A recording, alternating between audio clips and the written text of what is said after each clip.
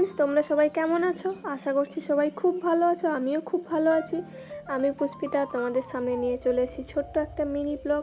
আজকে শনিবার, আজকের আমরা বাড়ি যাব, তাই তাড়াতাড়ি রেডি হয়ে নিয়েছি। সকাল সকাল স্নান করে নিয়েছি।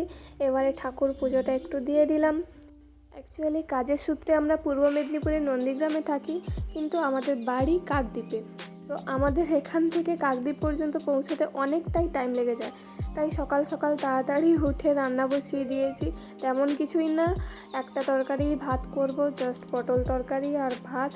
তারপরে এই পটলগুলোকে কাটাকুটি করে নিয়েছি, দেখতে পাচ্ছ। রান্নাটা বসিয়েই দিচ্ছি, কিন্তু এখন আর রান্না বসানোর পরে আর ভিডিও ক্লিপ নেওয়ার টাইমও পাইনি। খাওয়া দাওয়া করে খুব তাড়াতাড়ি বেরিয়ে পড়তে হয়েছে। তো আমরা এখন চলে এসেছি তেরোপেক্ষিয়ার খেয়াঘাট। তো দেখতে পাচ্ছ কত ছোট ছোট নৌকো। এই ছোট ছোট নৌকোগুলো দিয়ে আমাদের পেরোতে হয়। তারপরে এখানে কোনো ঘাটও নেই। তোমরা দেখতেই পাচ্ছ দাদাগুলো কতটা রিস্ক নিয়ে বাইকগুলোকে এইভাবে নামায়, আর এত ছোট ছোট নৌকাতে 3-4টে করে বাইক চলে আসে। তো যাই হোক, কোনো রকমে খেয়াঘাট তো পেরিয়ে এলাম। এরপরে আমরা রোডে উঠে পড়েছি। তারপরে আবার বাইকেই চলছি।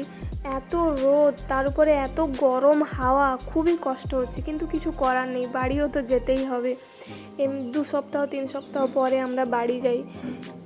তো এখন আমরা যাব কুকড়াহাটি ফেরিঘাট। তারপরে ওখান থেকে হয় ডায়মন্ড হারবারে ভ্যাসেল ধরতে হবে, না হলে রায়চকের। এমনিতে 1 ঘন্টা অন্তর করে ওখানে সব ভ্যাসেলগুলো থাকে আর কি। তারপরে তো এখন চলতেই আছে। আর এমনিতেও ভ্যাসেল ছাড়া তো বাইক আর পেরোনো যায় না। আর আমরা যেহেতু বাইক নিয়েই যাই, তাহলে বাইক পেরোনোর জন্য আমাদের ভ্যাসেলেই উঠতে হয়। লঞ্চ দিয়ে হয় না আর কি সেরকম। আর লঞ্চে এমনিতেও খুব ভয় করে, এতটাই নিচু, আর ডায়মন্ড হারবারের নদীতে এতটাই ঢেউ হয়।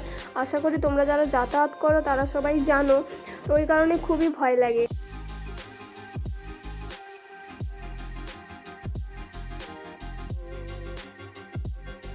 ওই যে দূরে হলদিয়া গেট দেখা যাচ্ছে। ইয়ে, আমরা চলে এসেছি কাছাকাছি।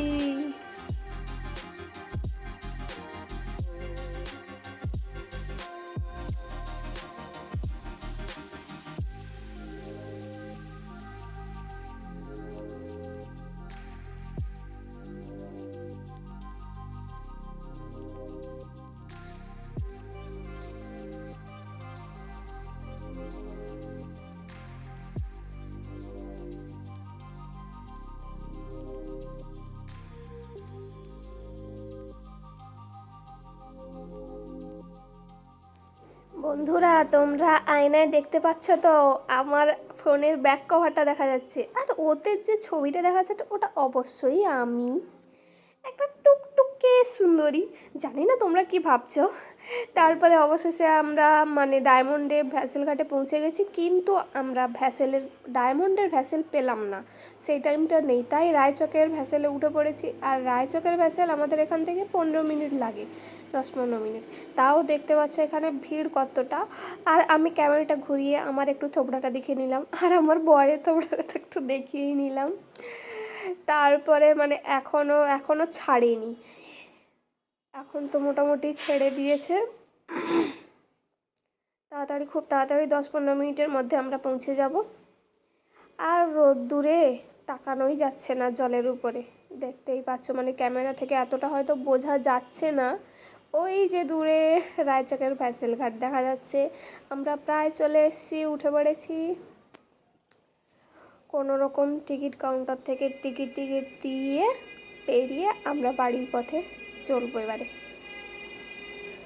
ভ্যাসেল ঘাট থেকে ওঠার সময় এই যে রাস্তাটুকু থাকে, এটাতে বাইক চালিয়ে যাওয়া যায় না, তাই বাইকটাকে এরকমভাবে হাঁটিয়েই নিয়ে যেতে হয়।